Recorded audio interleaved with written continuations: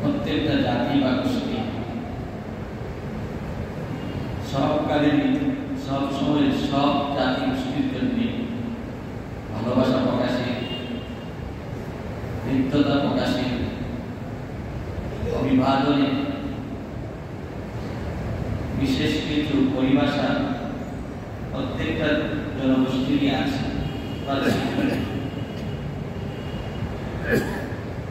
ইসলাম পূর্বযুগেও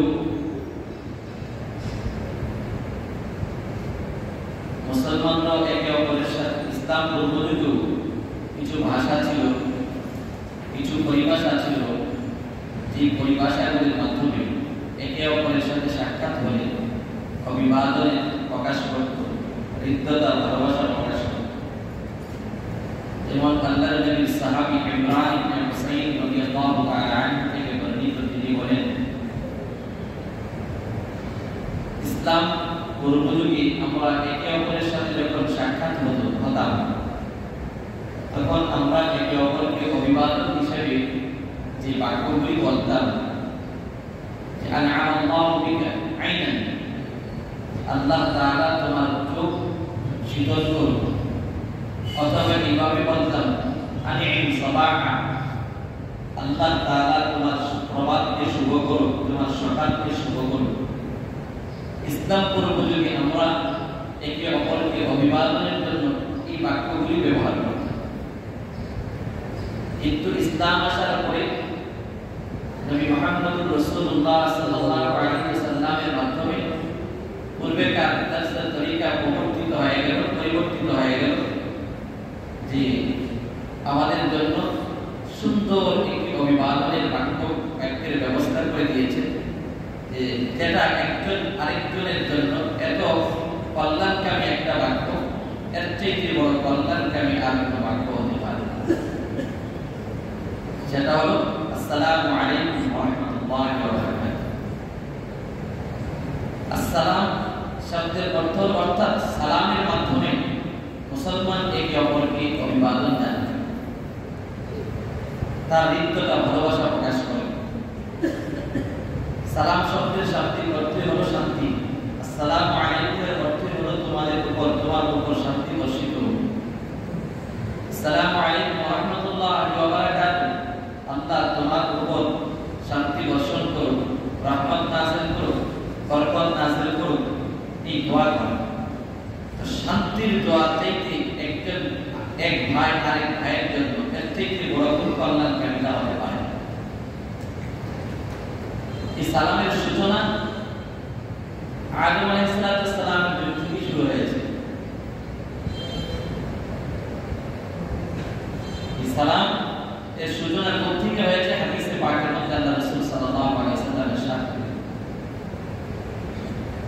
খালাকাল্লাহু আদম,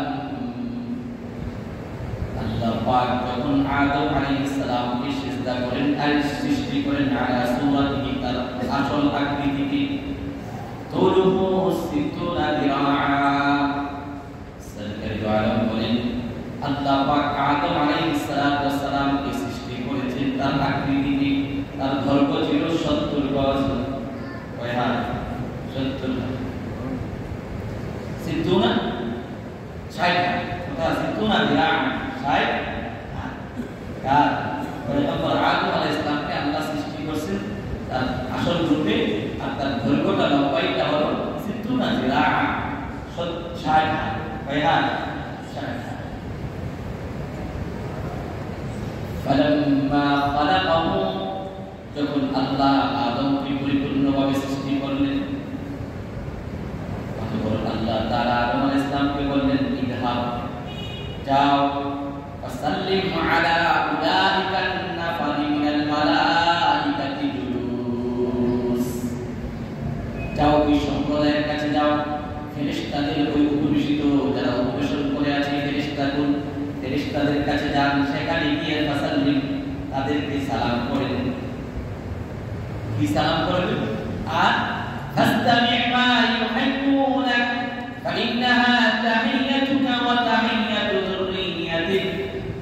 আল্লাহ পাক, আল্লাহর রাসূল বলেন, আল্লাহ আদম আলাইহিস সালামকে সৃষ্টি করে 60 হাত লম্বা গঠন আকৃতি দিয়ে আল্লাহ আদমকে সৃষ্টি করে আদেশ করলেন, যান ওই উপবিষ্ট ফেরেশতাদের জামাত সম্প্রদায়ের কাছে গিয়ে তাদেরকে আপনি সালাম বিতরণ করেন, অভিবাদন জানান। তখন হযরত আদম আলাইহিস সালাম তাদের ডাক দিয়ে আপনি সালাম জানানোর পরে আপনি মনোযোগ সহকারে শুনবেন। মা ইউহিব্বুনাকা, তারা আপনাকে কি ফেরত দেয়, আপনার এই সালামের প্রতি উত্তর কি দেয়, সেটা আপনি মনোযোগ দিয়ে শুনে আসবেন। কেন মনোযোগ দিয়ে শুনবেন জানেন? ফাইন্নাহা তাহিয়াতু ওয়া তাহিয়াতু যুররিয়াতিক, কারণ তাদের প্রতি উত্তরটা হবে আপনার জন্য অভিবাদনের বাক্য, এবং আপনার আওলাদ, আপনার সন্তান কিয়ামত পর্যন্ত আগত যত সন্তান দুনিয়াতে আদম সন্তান আসবে, তাদের সকলের অভিবাদনের বাক্য হবে তাদের প্রতি উত্তর। কি বলেন আল্লাহ রাসূল হাদিস বলেন, আদম আলাইহিস সালাম ফেরেশতাদের মজলিসে গিয়ে উপস্থিত হয়ে বললেন, আসসালামু আলাইকুম। পয়গম্বর আদম আলাইহিস সালাম যখন ফেরেশতাদের মজলিসে গিয়ে বললেন আসসালামু আলাইকুম, তখন ফেরেশতারা প্রতি উত্তরে বললেন ওয়া আলাইকুমুস সালাম ওয়া রাহমাতুল্লাহ ফাসাদু ওয়া রাহমাতুল্লাহ। আল্লাহর রাসূল বলেন, এই ফেরেশতাদের মাঝে যখন আদম আলাইহিস সালাম আসসালামু আলাইকুম বলে অভিবাদন জানালেন, তখন ফেরেশতাদের পক্ষ থেকে পয়গম্বরকে প্রতি উত্তরে বললেন ওয়া আলাইকুমুস সালাম ওয়া রাহমাতুল্লাহ। তারা ফাসাদুহু, আদম আলাইহিস সালামকে আর অতিরিক্ত একটা বাক্য বলে দিলেন ওয়া রাহমাতুল্লাহ। আদম আলাইহিস সালাম বলেছেন যে আল্লাহ তোমাদের উপরে রহমত বর্ষণ করুন, আর তারা প্রতি উত্তরে বলে দিয়েছেন ওয়া আলাইকুমুস সালাম ওয়া রাহমাতুল্লাহি ওয়া বারাকাতুহু। ওয়া রাহমাতুল্লাহ, আল্লাহ তোমার উপর রহমত নাযিল করুন, শান্তি নাযিল করুন। রহমত নাযিলের দোয়াটা আরেকটু বাড়ায় দিয়েছে। তাই এটা কেন? আল্লাহ রাসূল বলেন যে আল্লাহ পাক আদম আলাইহিস সালামকে জানিয়ে দিয়েছেন ফেরেশতাদের প্রতি উত্তর যেটা হবে আপনারও সালাম অভিবাদনের বাক্য হবে এবং আপনার সন্তান আওলাদ বনি আদমের অভিবাদনের বাক্য হবে। তাহলে সালামের সূচনা এই ভাই আরেক ভাইয়ের সাথে যখন সাক্ষাৎ হবে সর্বপ্রথম যে জিনিসের মাধ্যমে অভিবাদন জানাবে সেটা হলো আসসালামু আলাইকুম। এতটুকু বললেও আদায় হয়ে যায়, কিন্তু হাদিস শরীফে অনেক কথা আসছে সালামের ব্যাপারে, কিন্তু আজ আফসোসের বিষয় একে অপরের জন্য কিন্তু দোয়াও করি। এইবার এর থেকে বড় দোয়া, এর থেকে বড় কল্যাণকারীতা পৃথিবীর আর কোনো কল্যাণকারীতা হতে পারে না। যে সালামের অর্থ এটা শুধু দুনিয়ার সাথে শান্তি খাস নয়, বরং মুহাদ্দিসিন কিরাম লেখেন যে আসসালামু আলাইকুম এর অর্থ হলো ইহজগতেরও তোমার শান্তি নাযিল করো, পরকালের শান্তি আল্লাহ তোমাকে দান করো, দুনিয়ার জিন্দেগিতে তোমার জন্য আল্লাহ শান্তি আর রহমত নাযিল করো, আখিরাতের জিন্দেগিতেও আল্লাহ পাক তোমার জন্য শান্তিময় আর সুখময় করে দেন। তাই দুনিয়া আখিরাতের শান্তি আর সুখের কামনা যে করলো যে বাক্যের মাধ্যমে এর চেয়ে বড় উত্তম আর কোনো বাক্য হতে পারে না একজন আরেকজনের জন্য ভালোবাসা, হৃদ্যতা এবং অভিবাদন করার জন্য। তো এই জন্য এই সালাম আল্লাহ পাকের একটা সিফতি গুণবাচক নাম আল মালিকুল কুদ্দুসুস সালাম। সূরা হাশরের মধ্যে আল্লাহ পাক বলেন আল মালিকুল কুদ্দুসুস সালাম, তিনি হলেন বাদশা পুত পবিত্র, তিনি হলেন সালাম, শান্তি হাসিল করনে ওয়ালা, শান্তি আল্লাহ সিফতি নাম। এটা আল্লাহর অভিবাদনের বাক্য হলো আসসালাম, কারণ আল্লাহ পাক কোরআনের বিভিন্ন আয়াতে পয়গম্বরদের সম্মানার্থে বলেছেন সালামুন কাওলাম মির রাব্বির রহিম, সালামুন আলা নূহিন ফিল আলামিন, সালামুন আলা ইব্রাহিম, সালামুন আলাল মুরসালিন। জায়গায় জায়গায় আল্লাহ পাক নবীদের সম্মানার্থে তাদেরকে অভিবাদন এর বাক্য ব্যবহার করেছেন, সেখানে সালাম শব্দ ব্যবহার করেছেন। তাহলে আল্লাহর অভিবাদনের বাক্য হলো সালাম। শুধু তাই নয়, জান্নাতীরা যখন একে অপরের সঙ্গে সাক্ষাৎ করবে তখন জান্নাতীরাও একে অপরকে এই বাক্যের মাধ্যমে অভিবাদন জানাবে, স্বাগত জানাবে, সেটাও হবে সালাম। তাহিয়াতুহুম, আল্লাহ পাক কোরআনের মধ্যে ارشاد করেন তাহিয়াতুহুম ইয়াওমা ইয়ালকাউনাহু সালাম। যেই দিন জান্নাতীরা জান্নাতে একে অপরের সঙ্গে সাক্ষাৎ হবে সেই দিন তাদেরও তাহিয়াতুহুম, তাদেরও অভিবাদন হবে আসসালাম। বুঝা গেল আল্লাহ পাকের অভিবাদন জানানোর বাক্য নবীদেরকে যে জানাইছেন সেটাও হলো আসসালাম। জান্নাতীরাও জান্নাতের মাঝে একজন আরেকজনের সাথে যখন সাক্ষাৎ হবে কোরআন প্রমাণ করে তাদের অভিবাদনের বাক্য হবে সালাম, শান্তির দোয়া আর কামনা করা, কল্যাণ কামনা করা। ফেরেশতারাও যখন আমার তেলাওয়াতকৃত আয়াতে আল্লাহ পাক বলেন ওয়াসিকাল্লাযীনা তাকাউ রাব্বাহুম ইলাল জান্নাতি যুমারা হাত্তা ইযা জাউহা ওয়া ফুতিহাত আবওয়াবুহা ওয়া কিলা লাহুম ফুতিহাত আবওয়াবুহা। যখন জান্নাতীদেরকে দলবদ্ধভাবে টেনে টেনে জান্নাতের দিকে নিয়ে যাওয়া হবে তখন জান্নাতের খাজান যারা আছে, জান্নাতের পাহারাদার ফেরেশতারা তাদের জন্য বলবেন, তাদেরকে তখন বলবেন সালাম। কি বলবেন? ফাদখুলুহা খালিদিন। সালাম আর সালামের বাক্যের মাধ্যমে তাদেরকে অভিবাদন করে জান্নাতে প্রবেশের নির্দেশ দিবেন। এর বোঝা গেল ফেরেশতাদেরও একে অপর এবং অন্যকে অভিবাদন জানানোর বাক্য হলো সালাম, আসসালামু আলাইকুম। শুধু তাই নয়, আল্লাহর নবী হাদিসে পাকের মধ্যে ارشاد করেন, হাদিসের ভাষ্য থেকে বোঝা যায় আম্মা জি খাদিজাতুল কুবরা রাদিয়াল্লাহু তাআলা আনহাকে আল্লাহ পাক আসসালাম বলে সালাম বিতরণ করেছেন, সালামের অভিবাদন জানিয়েছেন। আল্লাহ রাসূল বলেন অন্য হাদিসে আছে আম্মা জি আয়েশাকেও আল্লাহ রাসূল আল্লাহ পাকের পক্ষ থেকে সালাম শব্দের মাধ্যমে অভিবাদন জানানো হয়েছে। قال رسول الله صلى الله عليه وسلم يا عائشة هذا جبريل يقرأ عليك السلام। আল্লাহ রাসূল বলেন একদিন আম্মা জি আয়েশাকে সম্বোধন করে আল্লাহ রাসূল বলেন হে আয়েশা শোনো, তিনি বলেন জিবরাইল হাদা জিবরাইল, তিনি বলেন জিবরাইল আলাইহিস সালাম ইয়াকরা আলাইহিস সালাম, আল্লাহর পক্ষ থেকে জিবরাইল তোমাকে সালাম বিতরণ করেছে। পরিষ্কার হাদিস, সহিহ হাদিস। এর বোঝা গেল আল্লাহ পাকের অভিবাদন জানানোর বাক্য হলো আসসালাম, ফেরেশতারাও একে অপরকে অভিবাদন জানাইবার বাক্য হলো আসসালাম। জান্নাতীরাও যখন জান্নাতে প্রবেশ করার জন্য ফেরেশতারা তাদেরকে দলবদ্ধভাবে জান্নাতের দিকে নিয়ে যাবে, তখন বলবে আসসালাম। আর জান্নাতীরাও একে অপরকে যখন জান্নাতে দেখবে তখন বলবে আসসালাম। আল্লাহ পাক নবীদের সম্মানার্থে এবং বিশেষ বিশেষ ব্যক্তিবর্গদেরকেও আল্লাহ ফেরেশতার মাধ্যমে রাসূলের কাছে ওহীর মাধ্যমে তাদেরকে যে অভিবাদন জানিয়েছেন সালাম শব্দের মাধ্যমে জানিয়েছে। এই জন্য ইসলামের মাধ্যমে আল্লাহ রাসূলের জন্য বলেন যে তোমরা কি করো, তাকরাউস সালাম আলা মান আরাফতা ওয়া মান লাম তারিফ। তোমরা একে অপরকে যাকে চিনো তাকেও সালাম দাও, যাকে চিনো না তাকেও সালাম দাও, পরিচিত ব্যক্তিকেও সালাম দাও, অপরিচিত ব্যক্তিকেও সালাম দাও। কারণ আমরা এখন হয়তো চেহারা দেখে দেখে সালাম দিই, যদি ইমাম সাহেব হয়ে সালাম দিলাম আরেকজনকে দিলাম না, আমি ছাত্র হয়ে উস্তাদ হয়ে সালাম দিলাম আর অন্য আরেকজন মুসলমানকে সালাম দিলাম না। আবার এখন তো এমন অবস্থা আমাদের উস্তাদকেও সালাম দেয় না, ছাত্র হওয়ার পরেও আর সে অন্যকে সালাম দেবে কোত্থেকে? বরং এর চাইতে কল্যাণকামী কোন শব্দ আর বাক্য এক ভাই আরেক ভাইয়ের জন্য হতে পারে না। ইহজগৎ এবং পরকালীন জগতের শান্তি কামনা আর সুখ শান্তি কামনাই হলো সালামের মাধ্যমে। আল্লাহ রাসূল বলেন যে তাকরাউস সালাম আলা মান আরাফতা ওয়া মান লাম তারিফ। যাকে চিনো তাকেও সালাম দাও, যাকে চিনো না তাকেও সালাম দাও। চেহারা চিনে সালাম সালাম এমন কি শুধু قال رسول الله صلى الله عليه وسلم إذا لقي أحدكم أخاه, তোমাদের কেউ এক ভাই যখন আরেক ভাইয়ের সাথে সাক্ষাৎ হবে তখন তোমরা কি করবে? ফাসাল্লিমু আলাইহি, সে যেন তাকে সালাম দেয়, আসসালামু আলাইকুম বলে,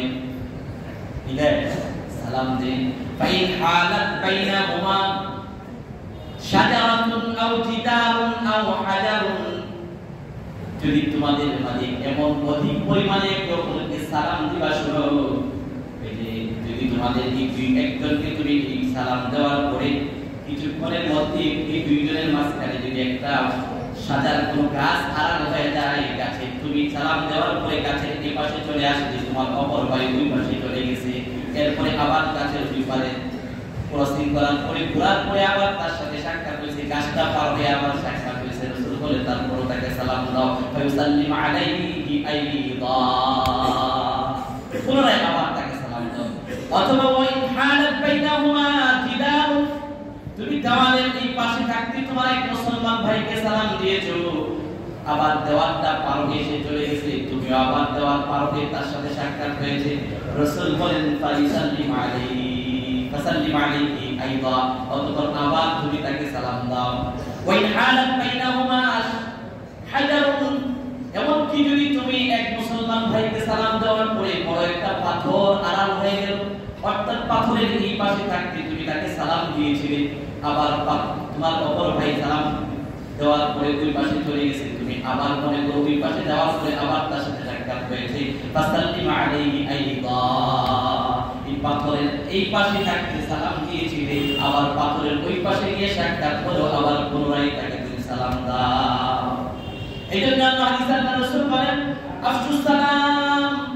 আমার খুতবায় মাসদুরায় পড়িত হাদিসের মধ্যে আল্লাহ রাসূল বলেন আতঈমু তাআম, প্রথম বলেন উবুদুর রহমান ওয়া আতঈমু তাআম ওয়া আফশুস সালাম তাদখুলুল জান্নাতা বিসালাম। এই রিওয়ায়াতিন উখরা অন্য বর্ণনায় আসছে আরো চারটা কারণের কথা আল্লাহ রাসূল উল্লেখ করেছেন, ভিন্ন শব্দের আপিস করে আল্লাহ রাসূল বলেন আফশুস সালাম বাইনাকুম ওয়া আতিমুত তাআম ওয়াসিলুল আরহাম ওয়াসাল্লু বিল লাইল ওয়ান নাসু নিয়াম তাদখুলুল জান্নাতা বিসালাম। আল্লাহ রাসূল বলেন উবুদুর রহমান, রহমানের গোলামি করো, রহমানের ইবাদত করো। রহমান কে? আল্লাহ। আরে ভাই মুখটা বলে জবানটা বলেন একটু আল্লাহ নামটা বলেন, রহমান কে? রহমান কে? আল্লাহ। আল্লাহ রাসূল বলেন উবুদুর রহমান, রহমানের গোলামি করো। এর অর্থ হলো আল্লাহ আমার সৃষ্টিকর্তা, গোটা পৃথিবীর সৃষ্টিকর্তা আল্লাহ, গোলামি তারই হবে। আমাকে রিজিক দেন একমাত্র রহমান, সুতরাং গোলামি তারই হবে। আমার সুস্থতা দান করেন রহমান, গোলামি তারই হবে। আমার অসুস্থতা দান করেন রহমান, গোলামি তারই যিনি দেন তিনি রহমান, গোলামি তারই হবে। আমার সুখ শান্তি যিনি দেন তিনি রহমান, সুতরাং গোলামি তার হবে। আমার দুর্দশা, দুর্দশা, বিপদ, সুখ শান্তি সব কিছুর দেনেওয়ালা যিনি তিনি হলেন রহমান, সুতরাং গোলামি তার হবে। এবং সন্তান দেনেওয়ালা যারা যিনি তিনি হলেন রহমান, সুতরাং গোলামি ও রহমানের হবে। অর্থাৎ শিরক মুক্ত গোলামি আল্লাহর জন্যই হবে। যত জায়গায় আল্লাহ পাক ইবাদতের কথা বলছে, আমলে সালেহ, ঈমান ইয়া আইয়ুহাল্লাযীনা আমানু, এখানে ঈমান মতলকার বলেছে, এর অর্থ একটা শর্ত সম্পৃক্ত করতে হবে। ঈমান হবে শিরক মুক্ত ঈমান, ইবাদত হবে শিরক মুক্ত ইবাদত। শিরক মুক্ত ঈমান যদি হয় সেই ঈমানই হবে গ্রহণযোগ্য, আর শিরক মুক্ত ইবাদত যদি হয় সেটাই হবে গ্রহণযোগ্য। শিরক যুক্ত ঈমান আর শিরক যুক্ত ইবাদত আল্লাহর কাছে গ্রহণীয় নয়। ওয়াবুদুর রহমান 2 নম্বরে বলেন আতিমুত তাআম, তুমি তোমার বন্ধু বান্ধবকে খানা খাওয়াবে, তোমার প্রতিবেশীকে খানা খাওয়াও, তোমরা একে অপরকে বেশি বেশি করে খানা খাওয়াও, গরিব দুঃখীকে খানা খাওয়াও, আত্মীয় স্বজনকে খানা খাওয়াও। যার যার তৌফিক অনুযায়ী বন্ধু বান্ধব, আত্মীয় স্বজন, পাড়া প্রতিবেশীকে দুর্দশাগ্রস্ত, বিপদগ্রস্ত, অসহায় মানুষদেরকে খাওয়াও। আরে ভাই, খানা খাওয়ানোর যে কত মর্যাদা! আল্লাহ রাসূলের সিফত ছিলেন, আল্লাহ রাসূল একা খানা খাইতেন না, কোনো মেহমান ছাড়া রাসূল কখনো খানা খাইতেন না। সাহাবীদেরকে সঙ্গে নিয়ে খানা খাইতেন, একা খানা খাইতেন না। যেমন সিফত সাহাবায়ে কেরামদের এমন ছিল, নিজে না খেয়ে যদি কারোর কাছে খাবারের টাকা আছে, নিজের কাছে খাবারের মতো পানি আসছে, পানির পিপাসায় সে কাতর হয়ে আছে, কিন্তু অন্যদিক থেকে আওয়াজ আসছে পানি পিপাসা লাগছে, ওই পানিটা নিজে পান না করে আরেকজনকে দিয়ে দিয়েছেন, সেও পান না করে আরেকজনকে দিয়ে দিয়েছে। করতে করতে দেখা যায় তুই সেই ব্যক্তির কাছ থেকে আবার পুনরায় ওই প্রথম ব্যক্তির কাছে আসে। এই জন্য সাহাবায়ে কেরাম তো এমন ছিলেন যে নিজে না খেয়ে অন্যকে খাওয়া, দুনিয়া থেকে বিদায় নিতে প্রস্তুত থাকতেন, তবু যেন আমার আরেক ভাই খেয়ে ফেলতে পারে। হুসাইন আহমদ মাদানী রাদিয়াল্লাহু আনহু, তিনি যেমন ওই নবী সাহাবীদের প্রতিচ্ছবি ছিলেন। কোনদিন যখন সকালে নাস্তা করবেন, দুপুরে খানা খাবেন, রাত্রে খাবার খাবেন, ওনার জীবনী তিনি লিখেছেন হুসাইন আহমদ মাদানী রাদিয়াল্লাহু আনহু। তিনি তখন তোনার সাহেবজাদা খাদায় মিল্লাত রাহমাতুল্লাহ আলাইহি বলতেন, ভাই আসাদ দেখো মেহমান খানে में कोई मेहमान है कि नहीं, जाओ देखो मेहमान खाने में कोई मेहमान আছে কিনা। যদি আয়েশা বলতেন যে হযরত মেহমান খানে में कोई मेहमान नहीं है, मेहमान खाने में कोई मेहमान নাই, আবার তিনি ফিরে চলে যেতেন বিবরের জন্য, আবার পাঠাতেন তাই দেখো মেহমান খানে में कोई मेहमान আছে কিনা। দিদি আয়েশা বলে হযরত মেহমান খানে में कोई मेहमान নাই, আবার ফিরে চলে যেতেন, আবার বলতেন যাও গিয়ে দেখো মেহমান খানে में कोई मेहमान আছে কিনা। আয়েশা বলতেন হযরত মেহমান তো নেই, तो मेहमान खाने में कोई मेहमान नहीं। तो मदनी रहमतुल्लाह अलैहि औलाद रसूल बोलते, अरे भाई मेहमान नहीं है तो रास्ते से किसी को पकड़ के ले आ, अकेला खाना कैसे खाया जा सकता है। अरे अल्लाह नबी तो कखनो একা খানা খান নাই, আর মেহমান যদি না থাকে রাস্তা থেকে কাউকে ধরে নিয়ে আসো, একা কিভাবে খানা খাবো, একা তো খানা খাওয়া যায় না। এটা ছিল রাসূলের সিফত, সাহাবায়ে কেরামদের আদর্শ, আমাদের আকাবে রাস্তা পূর্বপুরুষদের আদর্শ। আর আমাদের এই অতি নিকটবর্তী অতিথি প্রতিবাহিত হয়েছেন এই ব্রাহ্মণবাড়িয়ার এই জামিয়ার আঙ্গিনে শুয়ে আছে মুফতি নুরুল্লাহ রাহমাতুল্লাহি আলাইহি। ওনাকে আমরা ছাত্র জমানায় দেখেছি, ওনার বাসায় গেলে কেউ না খেয়ে কমপক্ষে এক কাপ চা না খেয়ে ওনার বাসা থেকে কেউ বের হতে পারে নাই। সকালে প্রতিদিন আমি 4 বছর হুজুরের খেদমতে ছিলাম, সকালে এই হুজুরের রুমে কামরায় বড়িদের বাদবাকের পাত্তা ডাল আনা হতো, আর হোটেল থেকে 2টা তন্দুর রুটি আনা হতো, যে দিন নাশতা করতেন। আনার পরে অল্প ডালের মধ্যে রুটিগুলোকে সালিক বানায় আরো ছিঁড়ে ছিঁড়ে টুকরো টুকরো করে ভিজিয়ে দাও। ভিজিয়ে দেওয়ার পর বাসন থেকে এসে বলতেন, ভাই কাউকে ডেকে নিয়ে আসো। কোনো সময় বিস্তানা কোনো উস্তাদকে ডেকে আনতেন, কোনো উস্তাদ না পাইলে কোনো নুরানি বিভাগ থেকে কোনো ছাত্র ডেকে আনতেন, বিস্তানা থেকে ছাত্র ডেকে আনতেন, না পাইলে রাস্তা দিয়ে কোনো ছাত্র যাওয়ার পথে তাকে ডেকে আনতেন। এই 2টা রুটি আমাকেও খাওয়াইতেন, নিজেও খাইতেন, পিঠে খেয়ে তাদেরকেও খাওয়ার জন্য দিতেন। এই জন্য রাসূল বলেন আতিমুত তাআম, 1 নাম্বার রহমানের ইবাদত করবে, 2 নাম্বার আর কি করবে, মানুষকে খানা খাওয়াবে। এক দিনদার ব্যক্তির ঘটনা উলামায়ে কেরাম দেখেন, তার দিনদার ব্যক্তিকে লোকটিকে সফরে রওনা করার সময় নসিহত তার উপরে মনোভাগ্য করে দিয়েছে, বাবা শোনো, রাস্তার মধ্যে কোনো বিক্ষোভ যদি তোমার কাছে কোনো কিছু চাই তাহলে কিন্তু তুমি পালন করবা না, কিছু সৎকার করবা, কিছু দান করবা, কিছু চাইলে তাকে দিয়ে দিবা। ইতিমধ্যে রাস্তা সফরের মাঝখানে তার ক্ষুধা লাগছে, মা রুটি দিয়েছিল, তো একটা জায়গা তালাশ করে বসলো রুটি খাওয়ার জন্য। যেই মাত্র রুটিটা খাওয়ার জন্য মুখে দিবি, তেমনি ইতিমধ্যে একটা ভিখারি এসে বলল, ভাই আমাকে একটু রুটি দিবা খাবারের জন্য, আমি ক্ষুধার্ত অবস্থায় আছি। ওই দিনদার ব্যক্তিটা রুটি একটাই মাত্র তার কাছে ছিল মার দেওয়া, ওই একটা রুটি থেকে অর্ধেকটা রুটি ওই ভিখারিকে দিয়ে দিল, আর অর্ধেকটা রুটি নিজে খাইল। সে দুই পথ জঙ্গলার পাশ দিয়ে এক পথ দিয়ে চলতেছিল, হঠাৎ বাজার দিয়ে একটা সাপের উপর তার পা পড়ে যায়। হঠাৎ করে যখন দেখে সাপ, তখন চমকে ওঠে, কিন্তু সাপের ভয়ে সে পিছু হটে যায়। কিন্তু আবার দেখি সাপটার দিকে যখন তাকায়, সাপটা এভাবে হা করে আছে, কিন্তু সাপটা মুখ বন্ধ করতে পারতেছে না। ভাবলো কারণটা কি, সে তো মুখ বন্ধ করে না, কারণ কি টুপি মেরে দেখে সাপের মুখে যেন কি তার গলার মধ্যে যেন কি আটকে আছে, লেগে আছে, যে কারণে সে সাপটা সুবল দিতে পারে না। সাপটা তার মুখটাকে উপরে ঠোঁট আর নিচে ঠোঁট একসাথে মিলিয়ে দিতে পারে না। এই ঘটনা তিনি কিছু দূর যাওয়ার পরে একজন বুজুর্গের সাথে আল্লাহর কাছে তার এই ঘটনা বর্ণনা করার পরে ওই বুজুর্গ বলেন, তোমার কি সাপের মুখে যে ছিল, আসলে মূলত হলো সাপের মুখে সেও দেখতে পেল যে একটা রুটির টুকরার মতো কি যেতে তার গলার মধ্যে লেগে আছে। বুজুর্গ তার এই ঘটনার ব্যাখ্যা দিয়ে বলেন, তুমি যে তোমার রিজিক থেকে অর্ধেকটা রুটি নিজের জন্য রেখে দিয়েছিলে, আর তোমার মা নির্দেশ দিয়েছিল যে কেউ কোনো কিছু চাইলে দান খয়রাত করতে তুমি দ্বিধা করবে না। তোমার অর্ধেকটা রুটিকে আল্লাহ তোমার জান বাঁচাইবার ব্যবস্থা হিসাবে সাপের মুখের ভিতরে আল্লাহ রুটির মতো করে ঢুকিয়ে দিয়েছে। আর সাপটা যে কারণে তোমার এই খাবারটা ভিখারিকে দিয়েছিলে, কিন্তু রুটির উসিলায় আল্লাহ তার গলার ভিতরে রুটির মতো একটা জিনিস আটকিয়ে দিয়ে তোমার জান রক্ষার ব্যবস্থা করে দিয়েছে।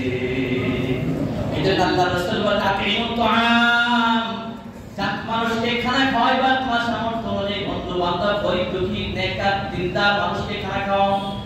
3 নম্বরে বলেন আফসুস সালাম, বেশি বেশি করে সালামের প্রচলন দাও। দিলে কি হবে, বলে তাদখুলুল জান্নাতা বিসালাম, একদম নিরাপত্তার সাথে তুমি জান্নাতে প্রবেশ করতে পারবে। ভিন্ন হাদিসে আরো 2টা আমলের কথা প্রতিযুক্ত করেছেন, আফসুস সালাম ওয়া আতিমুত তুআম, এই 2টা আছে। তৃতীয় নাম্বার হলো সিলুল আরহাম, রক্ত সম্পর্কের আত্মীয়তা বজায় রাখো, এই বন্ধন ছিন্ন করিও না।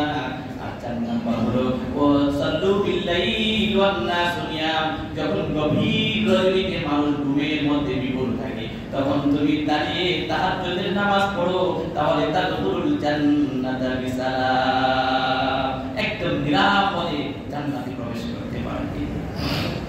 যাই হোক, বলতেছিলাম তো এই সালাম হলো এক মুসলমান ভাই আরেক মুসলমান ভাইয়ের জন্য অভিবাদনের সবচেয়ে উত্তম পদ্ধতি আর উত্তম তরিকা, সবচেয়ে উত্তম পদ্ধতি। এই জন্য সালাম, কারণ কত বড় দোয়া জানেন, মারুফ আল্লাহর এক বুজুর্গ ছিলেন মারুফ নামী, যিনি ছিলেন জুনায়েদ বাগদাদীর দাদা উস্তাদ। আর জুনায়েদ বাগদাদী রাহমাতুল্লাহ আলাইহি ছিলেন ঈদের বয়স সিকরি সাথী, তিনি তখন তার দাদা পীর মারুফ কারকি রাহমাতুল্লাহ আলাইহি, তার নাম কি মারুফ কারকি রাহমাতুল্লাহ আলাইহি, জুনায়েদ বাগদাদীর দাদা পীর। তিনি এমন বুজুর্গ ছিলেন, সবসময় আল্লাহ জিকিরে থাকতেন। একদিন চুল কাটতে নাপিতের কাছে গেছে, নাপিত যদি চুল কাটে তখন মনে করেন মুস্কানার জন্য সে কিছু লাগাইছে, তখন তিনি সবসময় জিকির, সবসময় আল্লাহ আল্লাহ জিকির করেন। জিকির করলে তো ঠুটকুলি নড়াচড়া করে, কি করে না, তিনি জিকির করেন। নাপিত বলেন যে হুজুর একটু ঠুটকুলি বন্ধ করেন। মারুফ কারকি রাহমাতুল্লাহ আলাইহি বলেন, তুমি তোমার কাজ করো, আমাকে আমার কাজ করতে দাও। অর্থাৎ তিনি তো পর্যন্ত আল্লাহর জিকির থেকে জবান বন্ধ করে নাই, এমন বড় বুজুর্গ হলেন মারুফ কারকি রাহমাতুল্লাহ আলাইহি। তিনি একদিন পথ রাস্তা দিয়ে চলে যাচ্ছেন, এক ব্যক্তি বলতেছে, কে আছে আমার থেকে পানি পান করায়, সাকি পানি পান করায়, পানি পরিবেশন করে রাস্তার মাঝে মানুষকে পানি খাওয়ায়। বলতেছে, কে আছে আমার পানি পান করবে, যে আমার থেকে পানি পান করবে, আল্লাহ তার উপরে রহমত নাযিল করুক, তাকে আল্লাহ শান্তি দান করুক। এই এক মুসলমান দোয়া করতেছে, এই দেখে মারুফ কারকি রাহমাতুল্লাহ আলাইহি কি বললেন, ভাই আমাকে এক গ্লাস পানি দাও। দেওয়ার পরে তিনি পানি পান করলেন। আর তখন সেই ব্যক্তি দোয়া করছিলেন যে আল্লাহ আমার থেকে যে পানি পান করে তাকে তুমি তার রহমত নাযিল করো, আল্লাহ তুমি তাকে কল্যাণ দান করো। এই কথা পানি পান করার সঙ্গে সঙ্গে মারুফ কারকি রাহমাতুল্লাহ আলাইহি সবার সঙ্গে বলে, হুজুর আপনি তো আজকে নফল রোজা ছিলেন, আপনি পানি পান করে ফেললেন। মারুফ কারকি রাহমাতুল্লাহ আলাইহি বলেন, হে আমার সঙ্গে শোনো, তুমি কি শোনো নাই আল্লাহর এক বান্দা কি দোয়া করতেছে, বলতেছে যে যে আমার কাছ থেকে পানি পান করবে আল্লাহ তাকে ক্ষমা করে দিবে, আল্লাহ যেন তাকে ক্ষমা করে দেন, আল্লাহ যেন তার উপর রহমত আর শান্তি নাযিল করেন। আমি নফল রোজা রেখেছি, আমি চাইলে পরবর্তীতে নফল রোজার কাজা করতে পারবো, কিন্তু এই মুসলমান ভাইয়ের এই নেক দোয়া যদি আজকে পানি পান করার কারণে তার এই দোয়াটা আমার পক্ষে কবুল হয়ে যায়, তাহলে আমার জীবন সার্থক। কারণ দোয়ার ভাগীদার আজকের পরে যদি আমি এখান থেকে চলে যাই আর হওয়ার সুযোগ নাই। নফল রোজা ভেঙে ফেলার পরে পরবর্তীতে কাজা করে তা আদায় করা আমার জন্য সুযোগ আছে। কি বুঝলেন? একজন মুসলমানের দোয়া আরেকজনের জন্য হাদিস শরীফের মধ্যে আছে যে এক মুসলমান ভাই যখন আরেকজনের জন্য দোয়া করে আল্লাহ পাক দ্রুত উভয়ের কল্যাণ সাধিত করে দেয়, উভয়ের দোয়াকে আল্লাহ কবুল করে নেয়। এইজন্য ইমাম মালিক রাহমাতুল্লাহি আলাইহি হাদিসের কিতাব মধ্যে ইমাম মালিকের মধ্যে উল্লেখ করেছেন, উবাই ইবনে কাব সন্তান তুফাইল রাহমাতুল্লাহ আলাইহি সূত্রে তিনি বর্ণনা করেন, তিনি বলেন যে আব্দুল্লাহ ইবনে ওমর, তুফাইল রাহমাতুল্লাহ আলাইহি বলেন আব্দুল্লাহ ইবনে ওমর রাদিয়াল্লাহু তাআলা আনহু ওনার মজলিসে আমি যেতাম, উনি আমাকে নিয়ে বাজারে যেতেন, শুধুমাত্র সালাম দেওয়ার জন্য, আর কোনো কাজ নাই। বাজারে নিয়ে যেতেন, হাত ধরে ধরে আমাকে নিয়ে যেতেন, কোনো দোকানেও ঢুকতেন না, কারোর সাথে কোনো কথাও বলতেন না, কিছুই করতেন না।